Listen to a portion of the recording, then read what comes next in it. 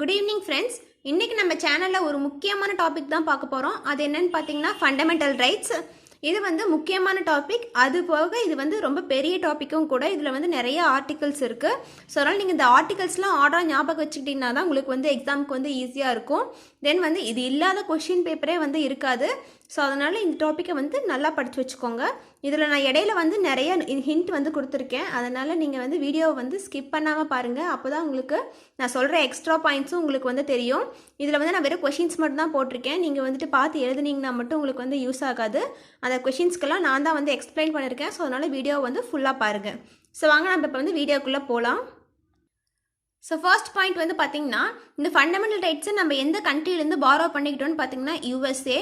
நம்ம வந்து என்னென்ன ஃபியூச்சர்ஸை எந்தெந்த கண்ட்ரிலேருந்து பாரோ பண்ணிக்கிட்டோன்றதை நான் வந்து ஒரு வீடியோ போட்டிருக்கேன். ஸோ அதை பார்க்கலன்னா நான் வந்துட்டு ஐகானில் கொடுக்குறேன், கீழே டிஸ்கிரிப்ஷன்லையும் கொடுக்குறேன். நீங்கள் வந்து போய் பாருங்கள். அதில் வந்து எல்லா கண்ட்ரீஸ்க்கும் வந்து இருக்கும். ஸோ வந்து பார்த்திங்கன்னா இந்த ஃபண்டமெண்டல் ரைட்ஸை நான் வந்து USA வந்து பார்த்திங்கன்னா பாரோ பண்ணிக்கிட்டோம். நெக்ஸ்ட் வந்து பார்த்திங்கன்னா பொலிட்டிக்கல் டெமோக்ரஸியை வந்து பார்த்திங்கன்னா ஃபண்டமெண்டல் ரைட்ஸ் தான் வந்து மென்ஷன் பண்ணியிருக்கு. மொத்தமாக 3 டைப்ஸ் டெமோக்ரஸி இருக்குது. அதாவது social democracy, economic democracy, political democracy. Social and economic வந்து பார்த்திங்கன்னா DPSP சொல்லுது. பொலிட்டிக்கல் டெமோக்ரஸி வந்து பார்த்திங்கன்னா ஃபண்டமெண்டல் ரைட்ஸ் தான் வந்து பார்த்திங்கன்னா சொல்லுது. நெக்ஸ்ட் பாயிண்ட் வந்து பார்த்திங்கன்னா not a sacrosanct of the constitution. சாக்ரோசாங்க்ட்னா பெர்மனன்ட்னு அர்த்தம். நம்மளுடைய ஃபண்டமெண்டல் ரைட்ஸ் வந்து எப்பவுமே பெர்மனன்ட் கிடையாது. அதனால தான் வந்து பார்த்திங்கன்னா நாட் அ சாக்ரோசாங்க்ட்னு சொல்லியிருக்காங்க. இது வந்து எமர்ஜென்சி பீரியடில் வந்து பார்த்திங்கன்னா நம்மளுக்கு சஸ்பெண்ட் பண்ணிடுவாங்க. அதனால் வந்து பார்த்திங்கன்னா அது பெர்மனன்ட் கிடையாது. நெக்ஸ்ட் வந்து பார்த்திங்கன்னா ஜஸ்டிசைபிள் இன் நேச்சர். ஜஸ்டிசைபிள்னா it can be enforceable by courts. ஓகேவா? நம்ம ஃபண்டமெண்டல் ரைட்ஸ் வந்து வயலேட் ஆனால் நம்ம வந்து டைரெக்டாக சுப்ரீம் கோர்ட்டுக்கு போகலாம். அதுக்கு வந்து நம்மளுக்கு ரிட்டுங்கிற ஒரு பவர் இருக்குது. அது வந்து பார்த்திங்கன்னா ஆர்டிகல் 32 வந்து சொல்லியிருக்காங்க. அதை வந்து அதுக்கு நான் ஒரு தனி வீடியோவே வந்து பார்த்திங்கன்னா போட்டிருக்கேன். ஸோ அதை நீங்கள் தனியாக வந்துட்டு ஃபுல்லாக எக்ஸ்ப்ளனேஷனோடு வேணும்னாலும் பாருங்கள். இதே வீடியோவில் நான் வந்துட்டு உங்களுக்கு ஹிண்ட் மாதிரி எக்ஸ்பிளைனும் பண்ணியிருக்கேன். ஸோ அதையும் வாங்க நம்ம வந்து இன்னும் ஃபுல்லாக பார்க்கலாம். நெக்ஸ்ட் வந்து பார்த்திங்கன்னா மேக்னா கார்ட்டா ஆஃப் இந்தியா. ஸோ இந்த ஃபண்டமெண்டல் ரைட்ஸ் தான் வந்து பார்த்திங்கன்னா மேக்னா கார்ட்டா ஆஃப் இந்தியான்னு சொல்லி சொல்கிறோம். ஓகேவா? நெக்ஸ்ட் இது போக எக்ஸ்ட்ரா பாயிண்ட்ஸ் வந்து பார்த்திங்கன்னா ஃபர்ஸ்ட் இந்த ஃபண்டமெண்டல் ரைட்ஸை வந்து யார் சொல்லியிருக்காங்க அப்படின்னு பார்த்தீங்கன்னா கிங் ஜான் அப்படின்றவர் வந்து சொல்லியிருக்காரு. அவர் வந்து UKவை சேர்ந்தவர். எப்போன்னு பார்த்தீங்கன்னா 1215, அதாவது 1215 அப்படின்ற இயரில் வந்து பார்த்தீங்கன்னா கிங் ஜான் வந்து அவருடைய புக்கில், அதாவது வந்து பார்த்தீங்கன்னா த சார்ட்டர் ஆஃப் ரைட்ஸ் அப்படின்ற ஒரு ரிட்டன் டாக்குமெண்ட்டில் வந்து பார்த்தீங்கன்னா ஃபண்டமெண்டல் ரைட்ஸ் பற்றி சொல்லியிருக்காரு. ஓகேவா? ஸோ இது வந்து பார்த்தீங்கன்னா ரெஸ்ட்ரிக்ஷன்ஸ் வந்து பார்த்தீங்கன்னா சென்ட்ரல் கவர்மெண்ட்டும் இம்போஸ் பண்ணலாம், ஸ்டேட் கவர்மெண்ட்டும் இம்போஸ் பண்ணலாம். ஓகேவா? ஆனால் அதுக்கான ரீசன் வந்து பார்த்தீங்கன்னா கோர்ட்டு தான் வந்து டிசைட் பண்ணணும். நம்ம கவர்மெண்ட் வந்து தானாக முடிவெடுக்க முடியாது. கோர்ட்ஸ் தான் வந்து அதுக்கான ரீசனை டிசைட் பண்ணணும். இப்போ அதான் சொன்னல, டியூரிங் எமர்ஜென்சி பீரியடில் வந்து சஸ்பெண்ட் பண்ணப்படலாம். ஸோ அதுக்கான எல்லா ரெஸ்ட்ரிக்ஷனும் வந்து பார்த்தீங்கன்னா நம்ம கவர்மெண்ட் கிட்ட தான் இருக்குது. ஓகேவா? ஸோ இன்னொரு பாயிண்ட் என்னென்னு பார்த்தீங்கன்னா டியூரிங் எமர்ஜென்சி அப்போ பார்த்தீங்கன்னா நம்மளுடைய ஃபண்டமெண்டல் ரைட்ஸ்லாம் சஸ்பெண்ட் ஆகும்னு சொல்லியிருக்கேன். அதாவது எக்ஸப்ட் ஆர்டிகல் 20 and 21 தவிர எல்லாமே வந்து பார்த்திங்கன்னா சஸ்பெண்ட் பண்ணிடுவாங்க. ஆனால் ஆர்டிகிள் 19 இருக்குல்ல, அது வந்து நம்மளுக்கான ஃப்ரீடம். ஸோ அது வந்து எக்ஸ்டர்னல் எமர்ஜென்சிக்கு மட்டும்தான் சஸ்பெண்ட் பண்ணுவாங்க. இன்டர்னல் எமர்ஜென்சிக்கு வந்து பார்த்திங்கன்னா சஸ்பெண்ட் பண்ண மாட்டாங்க. ஓகேவா? ஸோ அதனால் ஆர்டிகிள் 9 மட்டும் ஒரு எக்ஸெப்ஷனல். ஸோ அது மட்டும் ஞாபகம் வச்சுக்கோங்க. ஸோ இந்த ஃபண்டமெண்டல் ரைட்ஸ் வந்து பார்த்திங்கன்னா பார்ட் 3 ஆஃப் த கான்ஸ்டிடியூஷனில் வந்து இருக்குது. இதுக்கான ஆர்டிகல்ஸ் வந்து பார்த்திங்கன்னா ஆர்டிகல் 12 to 35 வரைக்கும் இதுக்கான ஆர்டிகல்ஸ். ஸோ நம்மளுக்கு மொத்தம் 6 ஃபண்டமெண்டல் ரைட்ஸ் இருக்குது. ஒரிஜினலாக வந்து பார்த்திங்கன்னா நம்மக்கிட்ட 7 ஃபண்டமெண்டல் ரைட்ஸ் இருந்துச்சு. 7th ஒன்றை வந்து பார்த்திங்கன்னா இப்போ கான்ஸ்டிடியூஷன்லேருந்து எடுத்துட்டாங்க. அதை வந்து நம்ம பின்னாடி வர ஆர்டிகல்ஸில் வந்து பார்க்கலாம். இப்போ இருக்க 6 ஃபண்டமெண்டல் ரைட்ஸ் என்னென்னு பார்த்திங்கன்னா right to equality, right to freedom, right against exploitation, right to freedom of religion, cultural and educational rights, right to constitutional remedies. So இதுக்கான ஆர்டிகல்ஸ் எல்லாத்தையுமே நீங்கள் வந்து கரெக்டாக இது மார்க் பண்ணி வச்சுக்கோங்க. இது வந்து மேட்ச் த ஃபாலோவிங்கில் அடிக்கடி கேட்குற கொஷின். ஸோ எந்த ஃபண்டமெண்டல் ரைட்க்கு என்னென்ன ஆர்டிகல்ஸ் அப்படின்றத வந்து ஞாபகம் வச்சுக்கோங்க. ஸோ இனிஷியலாக 7 ஃபண்டமெண்டல் ரைட்ஸ் இருக்குதுன்னு சொல்லியிருந்தேன்ல, அந்த 7th ஃபண்டமெண்டல் ரைட் எதுன்னு பார்த்தீங்கன்னா ரைட் டு ப்ராப்பர்ட்டி. அது வந்து ஆர்டிகல் 31 வந்து இருந்துச்சு. இப்போ வந்து பார்த்தீங்கன்னா அது ஆர்டிகல் 300A வந்து இருக்குது. ஸோ இது வந்து இப்போ ஃபண்டமெண்டல் ரைட் கிடையாது, இட்ஸ் அ லீகல் ரைட் அப்படின்னு சொல்கிறாங்க. இது எந்த அமெண்ட்மெண்ட் மூலம் கொண்டு வந்தாங்கன்னு பார்த்தீங்கன்னா 44th அமெண்ட்மெண்ட் 1978. இப்போ அந்த இருக்க ஆர்டிகல் 300A வந்து பார்த்திங்கன்னா எந்த பார்ட்டுக்கு கீழே இருக்குன்னு கொஷின் கேட்பாங்க. ஸோ ஏன்னா நம்மளுக்கு ஆர்டிகல்ஸ் தெரிஞ்சிருக்கும், பார்ட் வந்து தெரிஞ்சிருக்காது. ஸோ இது வந்து பார்த்திங்கன்னா பார்ட் 12 ஆஃப் த கான்ஸ்டிடியூஷன். ஓகேவா? ஸோ இப்போ வாங்க நம்ம வந்து ஒவ்வொரு ஆர்டிக்கலாக வந்து பார்க்கலாம். ஃபர்ஸ்ட் வந்துட்டு ஆர்டிக்கல் 12. ஆர்டிக்கல் 12நாலே அது வந்து பார்த்திங்கன்னா டெஃபினிஷன் ஆஃப் ஸ்டேட். ஓகேவா? அந்த டெஃபினிஷன் ஆஃப் ஸ்டேட்டுங்கிறதுக்கே வந்து பார்த்திங்கன்னா நம்மக்கிட்ட 2 ஆர்டிகல்ஸ் இருக்குது. ஏன்னா ஸ்டேட்டுங்கிறது எந்தெந்த ஆர்டிக்கல் டிஃபைன் பண்ணுதுன்னு ஒரு டைம் கொஷின் கேட்டாங்க. அது வந்து பார்த்திங்கன்னா ஆர்டிக்கல் 12 மட்டும் கிடையாது, ஆர்டிக்கல் 12 அண்ட் ஆர்டிக்கல் 152 இந்த ரெண்டுமே வந்து பார்த்திங்கன்னா ஸ்டேட் டெஃபினேஷனை தான் வந்து சொல்லுது. ஸோ இந்த ஸ்டேட் அப்படிங்கிறதுக்கு என்ன அர்த்தம்னு பார்த்திங்கன்னா, நம்ம ஸ்டேட்னா ஒரு பர்டிகுலர் ஸ்டேட்டோ நம்ம இந்தியாவோ அந்த மாதிரி கிடையாது. ஸ்டேட்டுங்கிறது வந்து பார்த்திங்கன்னா parliament, state legislature, municipality, panchayat, district boards, அதாவது வந்து லோக்கல் பாடிஸ், இது எல்லாமே சேர்ந்தது தான் வந்து பார்த்திங்கன்னா ஸ்டேட்டுன்னு சொல்கிறாங்க. ஸோ நம்ம ஸ்டேட்னா ஒரு பர்டிகுலர் ஸ்டேட்டையோ நம்ம கண்ட்ரியவோ எடுத்துக்கூடாது, அதில் இருக்க வந்து எக்ஸிக்யூட்டிவ் அண்ட் லெஜிஸ்லேட்டிவ் பாடிஸை தான் வந்து பார்த்திங்கன்னா நம்ம வந்து எடுத்துக்கணும். ஸோ நெக்ஸ்ட் வந்து பார்த்திங்கன்னா ஆர்டிகல் 13. ஆர்டிகல் 13 வந்து பார்த்திங்கன்னா law inconsistent with fundamental rights. So இந்த லா அப்படிங்கிற டேர்ம் வந்து பார்த்திங்கன்னா இந்த ஆர்டிக்கலுக்கு கீழே தான் வருது. அந்த லா வந்து பார்த்திங்கன்னா பெர்மனெண்ட் லாவாகவும் இருக்கலாம், டெம்பரவரி லாவாகவும் இருக்கலாம். அதாவது பெர்மனெண்ட்னா வந்து பார்த்திங்கன்னா ஒரு பில் பாஸ் பண்ணி ஆக்டாக மாறும்ல, ஸோ அதுக்கான பவர் எல்லாம் பார்த்திங்கன்னா பார்லிமெண்ட் கிட்ட இருக்குது. டெம்பரவரி லானா வந்து பிரசிடென்ட்டோ ஆர் கவர்னரோ வந்து போடுறது, அதாவது வந்து இந்த ஆர்டினன்ஸ் போடுறது. ஸோ ஓகேவா? ஸோ ஆர்டினன்ஸ்கிறது வந்து பார்த்திங்கன்னா ஒரு அவசர கால சட்டம்னு சொல்லுவாங்க. அது வந்து சென்ட்ரலை பொறுத்த வரைக்கும் பிரசிடென்ட் கிட்ட பவர் இருக்குது, ஸ்டேட்டை பொறுத்த வரைக்கும் கவர்னர் கிட்ட பவர் இருக்குது. ஸோ இதுக்கான ஆர்டிகல்ஸ்லாம் நீங்கள் வந்து பார்த்துக்கோங்க. ஸோ நான் தமிழில் சொன்ன மாதிரி அவசர கால சட்டம்னு சொன்னதுனால இப்போ பிரசிடென்ட்டோடைய ஆர்டினன்ஸ் பவர் பார்த்திங்கன்னா ஆர்டிக்கல் 123. அதே மாதிரி கவர்னருக்கு வந்து பார்த்திங்கன்னா ஆர்டிக்கல் 213. ஸோ ஓகேவா? இதை வந்து சைடில் நோட் பண்ணி வச்சுக்கோங்க. நெக்ஸ்ட் நான் வந்து ரெட்டில் வந்து மார்க் பண்ணியிருக்கேன் பாருங்கள், ஆர்டிக்கல் 32 அண்ட் ஆர்டிக்கல் 226. இது வந்து பார்த்திங்கன்னா என்ன சொல்லுதுன்னா, அந்த ஆர்டிக்கல் 32ங்கிறது தான் வந்து பார்த்திங்கன்னா ரிட்டு. நான் முன்னே சொன்னேன்ல, அந்த ரிட் பவர் வந்துட்டு மொத்தம் 5 டைப்ஸ் ஆஃப் ரிட் இருக்குது. அது என்னென்னு நம்ம ஆர்டிக்கல் 32 வரும்போது பார்க்கலாம். நெக்ஸ்ட் ஆர்டிக்கல் 226 வந்து பார்த்திங்கன்னா ஹைகோர்ட்டுக்கானது. அது ஆர்டிக்கல் 32 படி பார்த்திங்கன்னா நம்ம வந்து சுப்ரீம் கோர்ட்டுக்கு போகலாம். ஆர்டிக்கல் 226 படி பார்த்திங்கன்னா நம்ம வந்து ஹைகோர்ட்டுக்கு போகலாம். ஸோ அது ரெண்டுமே வந்து ரிட்டை பற்றி சொல்கிறது தான். ஓகேவா? ஸோ நெக்ஸ்ட் வந்து ஆர்டிக்கல் 14. ஆர்டிக்கல் 14 என்ன சொல்லுதுன்னா ரைட் டு ஈக்குவாலிட்டி. அதாவது இதுலேயே வந்து 2 டைப் இருக்குது. ஒன்று வந்து ஈக்குவாலிட்டி பிஃபோர் லா, இன்னொன்று equal protection of law. So equality before லான்றது வந்து பார்த்திங்கன்னா யூகேலேருந்து எடுக்கப்பட்டது. ஈக்குவாலிட்டி பிஃபோர் லா வந்து பார்த்திங்கன்னா அதுக்கு வந்து யூஎஸ்ஏ. ஓகேவா? ஸோ அந்த ஈக்குவாலிட்டி பிஃபோர் லா வந்து பார்த்திங்கன்னா அதாவது ஆப்சன்ஸ் ஆஃப் ப்ரிவிலேஜஸ், அதாவது வந்துட்டு எந்த ஒரு ஸ்பெஷல் ப்ரிவிலேஜுமே இல்லாமல் எல்லாருமே வந்து இந்த லாக்கு முன்னாடி ஈக்குவல் அப்படின்னு சொல்கிறது தான் வந்து பார்த்திங்கன்னா ஈக்குவாலிட்டி பிஃபோர் லா. ஸோ இது வந்து அப்சல்யூட்டான பவர் கிடையாது. இதுக்கான எக்ஸம்ஷன் யாருன்னு வந்து பார்த்திங்கன்னா ஆர்டிகல் 361 வந்து என்ன சொல்லுதுன்னா, பிரசிடென்ட் மேலேயோ கவர்னர் மேலேயோ வந்து பார்த்திங்கன்னா நம்ம வந்து சிவில் அண்ட் கிரிமினல் கேசஸை வந்து இம்போஸ் பண்ண முடியாது அப்படின்றது வந்து பார்த்திங்கன்னா ஆர்டிகல் 361 வந்து சொல்லுது. ஸோ இதுதான் வந்து இந்த ஈக்குவாலிட்டி பிஃபோர் லாக்கான ஒரு எக்ஸம்ஷன்.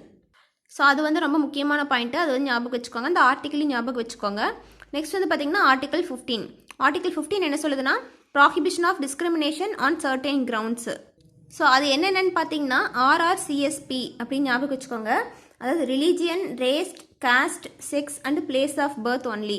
ஓகேவா? ஸோ இது வந்து பார்த்திங்கன்னா ப்ராஹிபிஷன் ஆஃப் டிஸ்கிரிமினேஷன் ஆன் இந்த 5 கிரவுண்ட்ஸில். ஓகேவா? ஸோ இதெல்லாம் கீழே சொல்கிறது வந்து பார்த்திங்கன்னா ஆர்டிக்கல் 15. இதில் வந்து article 15 clause A and article 15 clause பின்னு 2 இருக்குது. ஸோ அந்த கிளாஸ் ஏ என்ன சொல்லுதுன்னா ஹோட்டல்ஸ், ஷாப்ஸு, பப்ளிக் பிளேஸ் எல்லாம் வந்து பார்த்திங்கன்னா ப்ராஹிபிஷன் பண்ணுறது. நெக்ஸ்ட்டு ஆர்டிக்கல் 15 கிளாஸ் பி என்ன சொல்லுதுன்னா well, tank, canals, road and public bathrooms இதெல்லாம் ப்ராஹிபிஷன் பண்ணுறது. ஸோ இது எல்லாத்தையும் வந்து பார்த்திங்கன்னா அபாலிஷ் பண்ணிட்டாங்க. ஸோ ஆர்டிகல் 15A வந்து பார்த்திங்கன்னா ஹோட்டல், ஷாப்ஸு, 15B வந்து பார்த்திங்கன்னா அது வாட்டர் சம்மந்தப்பட்டது, வெல்ஸு, டேங்க், கேனல்ஸ் அதெல்லாம் ஞாபகம் வச்சுக்கோங்க. ஸோ இந்த ஆர்டிகல் 15B படி தான் வந்து பார்த்திங்கன்னா நம்ம பிஆர் அம்பேத்கர் வந்து பார்த்திங்கன்னா மஹர் டேங்க் அப்படின்னு வந்து ஒன்று வந்து கட்டினார். அந்த மஹர் டேங்க் எதுக்குன்னா எல்லா கேஸ்ட் பீப்புளும் அதில் வந்து தண்ணி மொண்டுக்கலாம், தண்ணி வந்து யூஸ் பண்ணிக்கலாம் அப்படின்னு சொல்லி வந்து மஹர் டேங்க் அப்படின்னு வந்து ஒன்று கட்டினார். ஓகேவா? நெக்ஸ்ட் இன்னொரு எக்ஸாம்பிள் வந்து பார்த்திங்கன்னா ஜோதிராவ் புலே அப்படின்றவர் வந்து பார்த்திங்கன்னா நம்மளுக்கு சோஷியோ ரிலீஜியோ மூமெண்ட்ஸில் வந்து வருவார். ஸோ அவர் வந்து ஒரு பப்ளிக் டேங்க் வந்து கட்டினார் எல்லா கேஸ்ட்டுக்குமே. அதாவது பர்டிகுலராக இந்த கேஸ்ட்டுக்குன்ட்டு இல்லாமல் எல்லா கேஸ்ட்டுக்கும் வந்து பொதுவாக ஒரு பப்ளிக் டேங்க் வந்து ஜோதிராவ் பூலே வந்து கட்டினார். அவரை பற்றி சொல்லணும்னா அவர் வந்துட்டு சத்திய சோடக் சமாஜ் அப்படின்ற ஒரு சமாஜை வந்துட்டு கொண்டு வந்தார். எப்போனா 1873. ஓகேவா? ஸோ இதெல்லாம் உங்களுக்கு எக்ஸ்ட்ரா பாயிண்ட்ஸ் வந்து நீங்கள் வந்து சைடில் நோட் பண்ணி வச்சுக்கோங்க. அப்போ தான் வந்துட்டு அவரை பற்றி படிக்கும்போது உங்களுக்கு வந்து அந்த சமாஜ் நேம் வந்து ஞாபகம் இருக்கும்.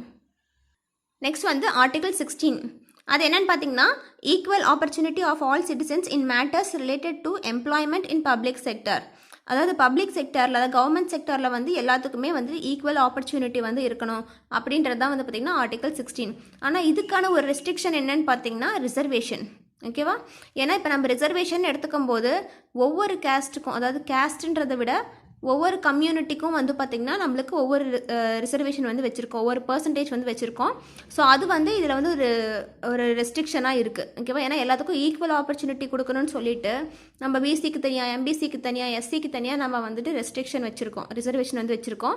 ஸோ அதுதான் இதில் வந்து ஒரு ரெஸ்ட்ரிக்ஷன்னு சொல்கிறாங்க. ஸோ இந்த ரிசர்வேஷனை பற்றி படிக்கும்போது நம்மளுடைய தமிழ்நாட்டினுடைய ரிசர்வேஷன் எவ்வளோன்னு சொல்லி நம்ம வந்து தெரிஞ்சுக்கணும். தமிழ்நாட்டில் வந்து பார்த்திங்கன்னா 69% வந்து பார்த்திங்கன்னா ரிசர்வேஷன் இருக்குது. அது எந்த அமெண்ட்மெண்ட் மூலம் கொண்டு வந்தாங்கன்னு பார்த்தீங்கன்னா 76th அமெண்ட்மெண்ட் 1994 மூலம் கொண்டு வந்தாங்க. ஸோ இதுபடி பார்த்திங்கன்னா நம்மளுக்கு அந்த டைமில் யார் வந்து சீஃப் மினிஸ்டராக இருந்தாங்க அப்படின்றது வரைக்கும் தெரிஞ்சிருக்கணும். ஏன்னா வந்து நம்ம ஒவ்வொன்றையும் லிங்க் பண்ணி பார்க்கும்போது நம்மளுக்கு வந்து அது வந்து ரொம்ப பெருசாக தெரியும். பட் ஆனால் எக்ஸாமில் வந்து அந்த மாதிரி தான் கேட்பாங்க. ஓகேவா? இப்போ தமிழ்நாடு வந்து பார்த்திங்கன்னா 69% ரிசர்வேஷன் இருக்குது. அது யாரோட பீரியட்லன்னு பார்த்தீங்கன்னா ஜெயலலிதா அவங்க பீரியடில். அது வந்து எந்த அமெண்ட்மெண்ட் மூலம் கொண்டு வந்தாங்கன்னா 76th அமெண்ட்மெண்ட் 1994 வந்து கொண்டு வந்தாங்க. ஸோ இந்த ரிசர்வேஷனுக்கெல்லாம் பார்த்தீங்கன்னா இந்த பிசி ரிசர்வேஷனுக்கு நிறைய கமிட்டிஸ் வந்து அப்பாயிண்ட் பண்ணாங்க. ஸோ அதுக்கு வந்து நான் தனியாக வந்துட்டு வீடியோ போட்டு நான் வந்து டிஸ்கிரிப்ஷனில் ஆட் பண்ணுறேன். நீங்கள் வந்து அந்த வீடியோ பார்க்கலன்னா பாருங்கள். பிசி ரிசர்வேஷனுக்கு என்னென்ன கமிட்டிஸ் போட்டாங்க, அவங்க வந்து என்னென்ன ரெக்கமெண்ட் பண்ணாங்க அப்படிங்கிறத வந்து நான் வந்து டீட்டெயிலாக சொல்லியிருக்கேன். ஏன்னா நம்மளுக்கு வந்து பிசி ரிசர்வேஷன் கமிட்டிஸ்லேருந்து தான் வந்து பார்த்திங்கன்னா நிறைய கொஷின்ஸ் கேட்பாங்க. ஃபஸ்ட்டு எந்த கமிட்டி ஃபார்ம் ஆச்சு, எந்த கமிட்டி என்னென்ன ரெக்கமெண்ட் பண்ணாங்கன்னு சொல்லி கேட்பாங்க. ஸோ அதனால் நீங்கள் அந்த வீடியோ பார்க்கலன்னா அதையும் பாருங்கள். நெக்ஸ்ட் வந்து பார்த்திங்கன்னா ஆர்டிகல் 17. அது என்ன சொல்லுதுன்னா அபாலிஷன் ஆஃப் அன்டச்சபிலிட்டி. ஓகேவா? அதாவது அபாலிஷன் ஆஃப் அன்டச்சபிலிட்டி ஆக்ட் அப்படிங்கிற ஒன்று வந்து 1955 வந்து கொண்டு வந்தாங்க. அதை வந்து protection of civil rights act 1955 வந்து பார்த்திங்கன்னா சேஞ்ச் பண்ணிட்டாங்க, ரீநேம் பண்ணிட்டாங்க. அந்த ரீநேம் பண்ண வருஷம் தான் வந்து பார்த்திங்கன்னா 1976. ஓகேவா? இயரை வந்து ஞாபகம் வச்சுக்கோங்க. 1976 ரீநேம் பண்ணாங்க. என்னென்னா அபாலிஷன் ஆஃப் அன்டச்சபிலிட்டி ஆக்ட்லேருந்து ப்ரொடெக்ஷன் ஆஃப் சிவில் ரைட்ஸ் ஆக்டாக வந்து சேஞ்ச் பண்ணாங்க. இது எதுக்காக சேஞ்ச் பண்ணாங்க, என்ன ரீசன் வந்து பார்த்திங்கன்னா அவங்களுக்கான தண்டனையை வந்து இன்க்ரீஸ் பண்ணுறதுக்கும், நெக்ஸ்ட் வந்து 6 months ஜெயில் ஆர் வந்து 500 rupees ஃபைன். இது வந்து அவங்களுக்கான சென்டென்ஸ்னால் அவங்களுக்கான ஒரு பனிஷ்மெண்ட். ஓகேவா? 6 months ஜெயிலில் இருக்கணும் ஆர் வந்து 500 rupees வந்து ஃபைன் கட்டணும். இப்போ வந்து நீங்கள் ஒரு கொஷின் கேட்கலாம், 500 rupees வந்து அவ்வளோ பெரிய அமௌண்ட்டா, யாராக இருந்தாலும் அவ்வளோ கட்டிட்டு வந்துட்டு வெளியே வந்துடுவாங்க அப்படின்னு சொல்லிட்டு. ஆனால் அவங்க வந்து ஒரு டைம் ஜெயிலுக்கு போயிட்டு வந்துட்டாங்க, ஆர் ஒரு டைம் வந்து கோர்ட்டுக்கு போயிட்டு வந்துட்டாங்க அப்படின்னா அது வந்து அவங்களுக்கான ஒரு கெட்ட பேர் தான். ஸோ வந்துட்டு அதுக்காக தான் வந்து அந்த ஃபைன் ருபீஸ் வந்து வச்சுருக்காங்க. எல்லாம் யார் வேணாலும் வந்தாலும் அந்த 500 rupees ஃபைன் வந்து கட்டிட்டு போயிடுவாங்க. பட் ஆனால் அது எதுக்காக கட்டினாங்க அப்படிங்கிற ஒரு இது வந்து வரும். அப்போ வந்து அவங்களுடைய பேர் வந்து கெட்டு போகும். அதுக்காக தான் வந்து பார்த்திங்கன்னா அந்த சென்டென்ஸே வந்து வச்சுருக்காங்க. ஸோ நெக்ஸ்ட் வந்து பார்த்திங்கன்னா ஆர்டிகல் 18. அது வந்து பார்த்திங்கன்னா அபாலிஷன் ஆஃப் டைட்டில்ஸ்ங்கிறது வந்து வேறு ஒன்றும் கிடையாது. அந்த காலத்துலேருந்து நம்ம என்னென்ன பட்டப்பேர்ஸ் வச்சு கூப்பிட்டோமோ அது எல்லாம் தான் வந்து பார்த்திங்கன்னா டைட்டில்ஸ். அதாவது மகாராஜா, ராவ் பகதர் சாஸ்திரி, பத்மஸ்ரீ, பத்மபூஷன், பத்ம விபூஷன், பாரத் ரத்னா, இது எல்லாமே வந்து பார்த்திங்கன்னா டைட்டில்ஸ் தான். இப்போ நம்ம நேஷ்னல் அவார்டு இருக்குல்ல, அது எப்போ வந்து கொடுக்க ஆரம்பித்தாங்க அப்படின்னு பார்த்தீங்கன்னா 1954 அவங்களுக்கு நேஷ்னல் அவார்டு வந்து கொடுக்க ஆரம்பித்தாங்க நம்ம இந்தியாவில். ஓகேவா? ஸோ நெக்ஸ்ட் வந்து இந்த டைட்டில்ஸ்லாம் வந்து வச்சு யார் பேரையும் கூப்பிடக்கூடாது அப்படின்றது தான் வந்து பார்த்திங்கன்னா ஆர்டிகல் 18. ஏன்னா ஆர்டிகல் 18 வந்து பார்த்திங்கன்னா ரைட் டு ஈக்குவாலிட்டிக்கு கீழே வருது. ஈக்குவாலிட்டினா எல்லாருமே வந்து ஈக்குவலாக வந்துட்டு நம்ம மென்ஷன் பண்ணணும். ஸோ வந்து நம்ம ஒருத்தருக்கு மட்டும் இந்த டைட்டில் சொல்லி கூப்பிட்டோம் அப்படின்னா அது வந்து நம்ம ஈக்குவாலிட்டியாக இருக்கிறதுக்கான ஒரு எக்ஸாம்பிளே கிடையாது. அதனால தான் வந்து டைட்டில்ஸ்லாம் வந்து அபாலிஷ் பண்ணிட்டாங்க. நெக்ஸ்ட் வந்து பார்த்திங்கன்னா ஆர்டிகல் 19. அது வந்து ரைட் டு ஃப்ரீடம். நம்மளுக்கு என்னென்ன ஃப்ரீடம் இருக்குன்றத இதில் வந்து சொல்லியிருக்காங்க. இதில் வந்து ஒரு 6 points இருக்குது. அது கிளாஸ் 1, 2, 3 அந்த மாதிரி ஆர்டராக இருக்குது. ஸோ ஃபஸ்ட்டு வந்து பார்த்திங்கன்னா ஃபஸ்ட் பாயிண்ட் வந்து பார்த்திங்கன்னா right to speech. Second point வந்து right to form assembly. Third point வந்து பார்த்திங்கன்னா right to form association. Fourth point வந்து right to move freely throughout India. Fifth வந்து பார்த்திங்கன்னா right to reside and settle in any part of India. Sixth வந்து பார்த்திங்கன்னா right to practise any profession. ஓகேவா? So இதை வந்து நம்ம முக்கியமான அந்த வேர்ட் மட்டும் நான் வந்து எழுதியிருக்கேன். அதுக்கான ஒரு ஹிண்ட் தான் வந்து பார்த்தீங்கன்னா எஸ்ஏஏ எம்ஆர்பி அப்படின்னு சொல்லியிருக்கேன். அந்த ஆர்டரில் தான் நீங்கள் வந்து படிக்கணும். ஏன்னா வந்து இது கூட வந்து பார்த்தீங்கன்னா மேட்ச்சில் கேட்டிருக்காங்க. ஃபர்ஸ்ட் பாயிண்ட்டுக்கு வந்து என்னென்னு கேட்டாங்கன்னா ஸ்பீச்சுன்னு சொல்லணும். ஸோ அந்த மாதிரி நீங்கள் வந்து ஆர்டராக படிக்கும்போது தான் உங்களுக்கு வந்து ஆர்டராக ஞாபகம் இருக்கும். ஸோ இந்த பைஜு இமானுவல் கேஸ் அப்படின்னு நான் ஒன்று எழுதியிருக்கேன்ல, அந்த கேஸ் வந்து எதுக்கான கேஸ்னால் ரைட் டு சைலன்ஸ் அப்படின்னுக்கான ஒரு கேஸ். அதாவது நம்ம இப்போ நேஷ்னல் ஆந்தம்லாம் போடுறாங்களே, அந்த நேஷ்னல் ஆந்தம் போடும்போது நம்ம எந்திரிச்சு நிற்கணுன்றது, அந்த நேஷ்னல் ஃப்ளாகுக்கு வந்து நம்ம வந்து ரெஸ்பெக்ட் கொடுக்கணுங்கிறது நம்ம ஃபண்டமெண்டல் டியூட்டியில் இருக்குது. பட் ஆனால் அந்த நேஷ்னல் சாங்கையோ நேஷ்னல் ஆந்தமையோ நம்ம வந்து பாடணும் அப்படின்றதுக்கு நம்மளுக்கான எந்த ஒரு இதுவுமே கிடையாது. ஸோ அதுதான் வந்து ரைட் டு சைலன்ஸ், எனக்கு சைலண்ட்டாக இருக்கவும் உரிமை இருக்குது அப்படின்னு சொல்லி கேஸ் போட்டது தான் வந்து பார்த்திங்கன்னா பைஜு இமானுவல் கேஸ். இது வந்து ரைட் டு சைலன்ஸ் அப்படிங்கிறதுக்கான ஒரு கேஸ். ஓகேவா? ஸோ இது வந்து ஆர்டிகல் 19க்கு கீழே தான் வரும். ஸோ இதுதான் இந்த 6 பாயிண்ட்ஸு. நீங்கள் இந்த 6 பாயிண்ட்ஸையும் வந்துட்டு நோட் பண்ணி வச்சுக்கோங்க. நெக்ஸ்ட் வாங்க போகலாம். நெக்ஸ்ட் வந்து பார்த்தீங்கன்னா ஆர்டிகல் 20. அது என்ன சொல்லுதுன்னா protection in respect of conviction for offences. ஓகேவா? அதில் வந்து மொத்தம் 3 பாயிண்ட் இருக்குது. ஃபர்ஸ்ட் பாயிண்ட் வந்து பார்த்தீங்கன்னா நோ எக்ஸ்போஸ்ட் ஃபேக்டோ லா. அப்படின்னா ஒன் பனிஷ்மெண்ட்டுக்கு அதாவது ஒரு அஃபென்ஸுக்கு ஒரே ஒரு பனிஷ்மெண்ட் தான் இருக்கணும்னு சொல்லியிருக்காங்க. நீங்கள் வந்து இப்போ ஒரு கொலை பண்ணியிருந்தாலும் 2-3 கொலை வந்து ஒட்டுக்கா பண்ணியிருந்தாலும் வந்து பார்த்திங்கன்னா ஒரே ஒரு பனிஷ்மெண்ட் தான். அதுதான் வந்து இது சொல்லுது. நெக்ஸ்ட் செகண்ட் பாயிண்ட் வந்து பார்த்திங்கன்னா no double jeopardy. அந்த செகண்ட் பாயிண்ட் என்ன சொல்லுதுன்னா, இப்போ நீங்கள் பண்ணாத தப்புக்காக உங்களை வந்து பனிஷ் பண்ணுறாங்க, உங்களை வந்து ப்ரிசனில் போடுறாங்க அப்படின்னா, ஆஃப்டர் அந்த பனிஷ்மெண்ட் முடிஞ்சதுக்கு அப்புறமா நீங்கள் வந்து அதே அஃபென்ஸை வந்து பண்ணிட்டீங்க அப்படின்னா அதுக்காக மறுபடியும் வந்து ப்ரிசனில் போடக்கூடாதுன்னு சொல்லியிருக்காங்க. அதுதான் வந்து no double jeopardy, அதாவது நோ டபுள் பனிஷ்மெண்ட். ஓகேவா? இதுக்கு எக்ஸாம்பிள் வந்து பார்த்திங்கன்னா தோஸ்த் மூவியில் வந்து பார்த்திங்கன்னா இந்த மாதிரி தான் ஒரு இன்சிடென்ட் நடக்கும். ஃபர்ஸ்ட் வந்துட்டு ப்ரிசனில் போட்டுருவாங்க, அவங்க அந்த தப்பே பண்ணியிருக்க மாட்டாங்க. ஆனால் வெளியே வந்ததுக்கப்புறமா வந்து பார்த்திங்கன்னா அதே தப்பை பண்ணியிருப்பாங்க. ஆனால் அந்த தப்பை வந்து நம்ம இந்த ஆர்டிக்கிளில் மென்ஷன் பண்ணி வந்து பார்த்திங்கன்னா நம்ம அவங்களுக்கு வந்து பனிஷ்மெண்ட் வந்து கொடுக்கக்கூடாதுன்னு சொல்லியிருப்பாங்க. நெக்ஸ்ட் தேர்ட் பாயிண்ட் வந்து பார்த்தீங்கன்னா நோ செல்ஃப் இன்கிரிமினேஷன். அதாவது ஒரு பர்சன் வந்து வாலண்டியராக போயிட்டு கோர்ட்டில் வந்து நான் தான் இந்த தப்பு பண்ணேன் அப்படின்னு சொல்லி சரண்டர் ஆனாலும் அவங்கள வந்து பனிஷ் பண்ண மாட்டாங்க. ஏன்னா அதுக்கான ஒரு ப்ரூஃபோ ஒரு எவிடென்ஸோ வந்துட்டு இல்லாமல் வந்துட்டு அவங்க எந்த ஒரு காரணமும் இல்லாமல் பனிஷ் பண்ண முடியாது. ஸோ அதுதான் வந்து நோ செல்ஃப் இன்கிரிமினேஷன். நெக்ஸ்ட் வந்து பார்த்தீங்கன்னா ஆர்டிகல் 21. இது ரொம்ப முக்கியமான ஆர்டிக்கல். இது என்னென்னு பார்த்தீங்கன்னா protection of life and personal liberty. அதாவது நம்மளுக்கான ஒரு பர்சனல் ரைட்ஸ் தான் வந்து பார்த்திங்கன்னா ஆர்டிகல் 21. அதில் என்ன, ஸோ இதில் இன்னொரு பாயிண்ட் என்னென்னு பார்த்தீங்கன்னா ஆர்டிகல் 21A அப்படின்ற வந்து ஒரு அமெண்ட்மெண்ட் கொண்டு வந்திருக்காங்க. அது மூலமாக வந்து பார்த்திங்கன்னா ரைட் டு எஜுகேஷனுங்கிற ஆக்டை வந்து இன்சர்ட் பண்ணியிருக்காங்க. ஓகேவா? அது எந்த அமெண்ட்மெண்ட்னு பார்த்தீங்கன்னா 86th அமெண்ட்மெண்ட் 2002. அந்த ஆர்டிஇ ஆக்ட் வந்து எப்போ வந்துச்சுன்னு பார்த்தீங்கன்னா 2009 வந்துச்சு. அது வந்து கேம் இன் டு ஃபோர்ஸ் எப்போ வந்து ஃபோர்ஸுக்கு வந்துச்சுன்னு பார்த்தீங்கன்னா April 1, 2010. ஓகேவா? ஸோ இது வந்து பார்த்திங்கன்னா எஜுகேஷன் ரிலேட்டடான ஆர்டிக்கல். ஸோ இது வந்து பார்த்திங்கன்னா எஜுகேஷன் சம்மந்தப்பட்டு fundamental rights, next DPSP, fundamental duties, இது எல்லாத்துலேயுமே வந்து பார்த்திங்கன்னா ஆர்டிகல்ஸ் இருக்குது, டியூட்டிஸும் இருக்குது. ஸோ இதை வந்து பார்த்திங்கன்னா நம்ம வந்து தனியாக ஒரு வீடியோ போடலாம் எஜுகேஷன் சம்மந்தப்பட்ட ஆர்டிகல்ஸ்ன்னு சொல்லி. ஸோ அது வந்து நான் டிஎன்பிஎஸ்சி ஷார்ட்ஸில் வந்து போட்டிருக்கேன். நீங்கள் அந்த வீடியோவும் பார்க்கலன்னா டிஸ்கிரிப்ஷனில் கொடுக்குறேன், பாருங்கள். ஏன்னா வந்து ஒரு டைம் வந்து கொஷின் கேட்டாங்க, எப்படின்னா எஜுகேஷன் சம்மந்தப்பட்ட ஆர்டிகல்ஸ்லாம் என்னென்னு சொல்லி கேட்டாங்க. ஸோ அதுபடி வந்து நம்மளுக்கு எல்லா ஆர்டிகல்ஸும் தெரிஞ்சிருக்கணும். இல்லைனா நீங்கள் வந்து ஆப்ஷன் வச்சு இது என்ன ஆர்டிக்கல்னு சொல்லிட்டு நீங்கள் வந்து யோசிச்சுட்ருக்கணும்.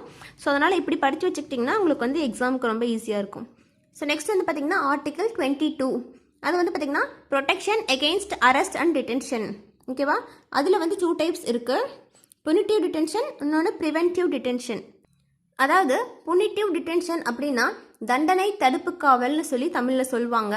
ஸோ அதாவது ஒரு பர்சன் வந்து ஏதாவது அஃபென்ஸ் பண்ணதுக்காக அரெஸ்ட் பண்ணுறாங்க அப்படின்னா அவங்களுடைய பனிஷ்மெண்ட்டுக்கு அப்புறமா வந்து பார்த்திங்கன்னா பனிஷ்மெண்ட் அப்போயோ வந்து பார்த்திங்கன்னா அவர் வந்து ஜாமீன் மூலம் ரிலீஸ் பண்ணப்படுவார். அதுதான் வந்து புனிட்டிவ் டிடென்ஷன். இதே வந்து ப்ரிவென்டிவ் டிடென்ஷன் அப்படின்னா பார்த்திங்கன்னா தடுப்பு காவல்னு சொல்லுவாங்க. அதாவது அஃபென்ஸ் பண்ணுறதுக்கு முன்னாடியே ஒரு பர்சனை வந்து அரெஸ்ட் பண்ணி வச்சுருப்பாங்க.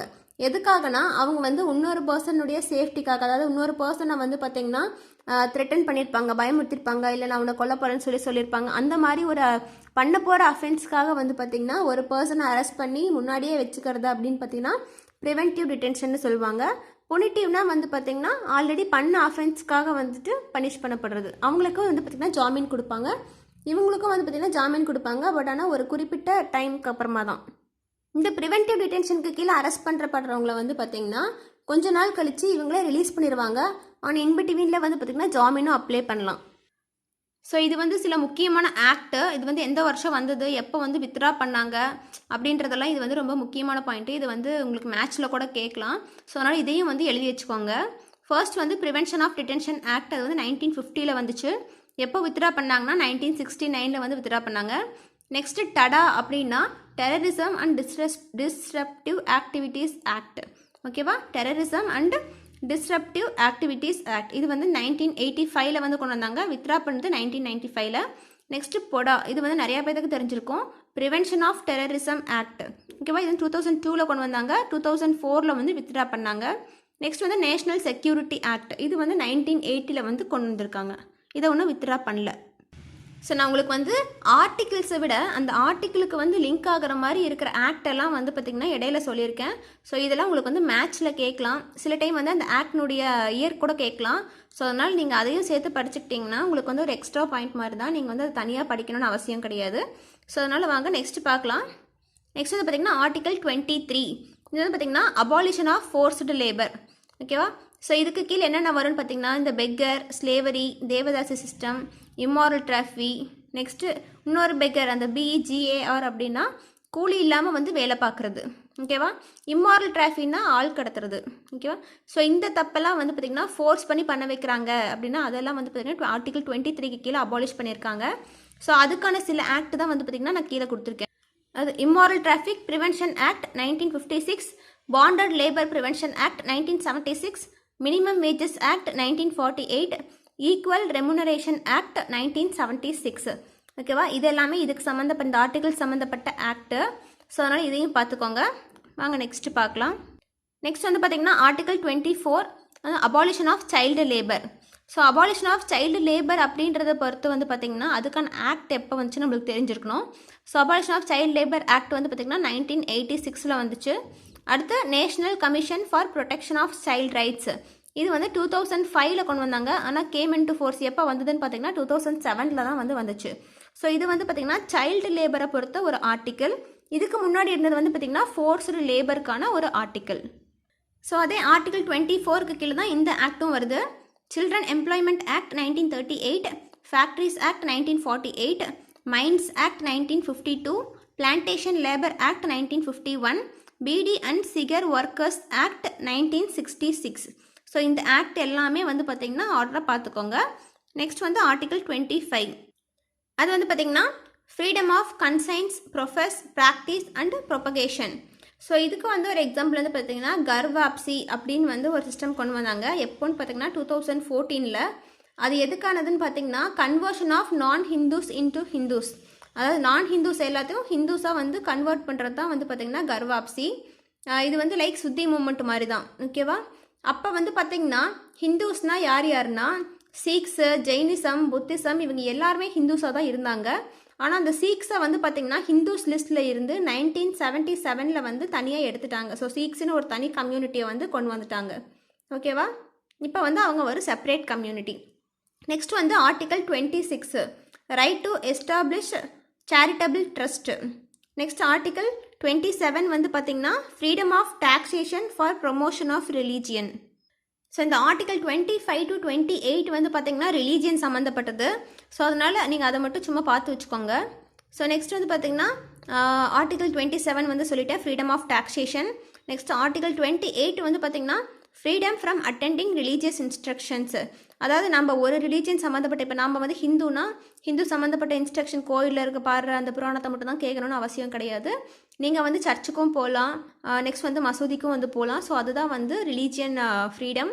நெக்ஸ்ட் அதுக்கான சில ரெஸ்ட்ரிக்ஷன்ஸ் மட்டும் பார்த்தீங்கன்னா இப்போ வந்து ஆர்டிகல் 28 படி பார்த்தீங்கன்னா freedom from attending religious instruction, அதாவது வந்து நீங்கள் ரிலீஜியஸ் இன்ஸ்ட்ரக்ஷன் வந்து கேட்கலாம். பட் ஆனால் எங்கே வந்து ரெஸ்ட்ரிக்ஷன் பண்ணப்படுறது அப்படின்னு பார்த்தீங்கன்னா ஃபர்ஸ்ட் பாயிண்ட் வந்து கவர்மெண்ட் இன்ஸ்டிடியூஷனில், அதாவது ஒரு கவர்மெண்ட் ஸ்கூல்லையோ எங்கேயோ வந்து பார்த்திங்கன்னா நீங்கள் வந்து ரிலீஜியஸ் இன்ஸ்ட்ரக்ஷன் வந்து பார்த்திங்கன்னா சொல்ல முடியாது, இன்ஸ்ட்ரக்ஷன் கொடுக்க முடியாது, அங்கே வந்து ஃபுல்லி ப்ராஹிபிட்டடு.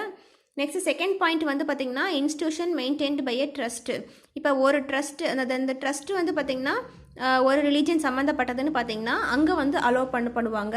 அதுவும் வந்து பார்த்திங்கன்னா மேபி டெய்லி ஆர் வீக்லியாக இருக்கலாம். இப்போ வந்து சர்ச் சம்மந்தப்பட்ட ஒரு ஸ்கூல் அப்படின்னு வந்து பார்த்திங்கன்னா அங்கே வந்து தினமும் வந்து சர்ச்சு அந்த கிறிஸ்டியன் சம்மந்தப்பட்ட ஏதாவது ஒரு பாட்டு பாடுவாங்க. அந்த மாதிரி இதுக்கெல்லாம் வந்து பார்த்திங்கன்னா ரெஸ்ட்ரிக்ஷன் கிடையாது, அலவுடு.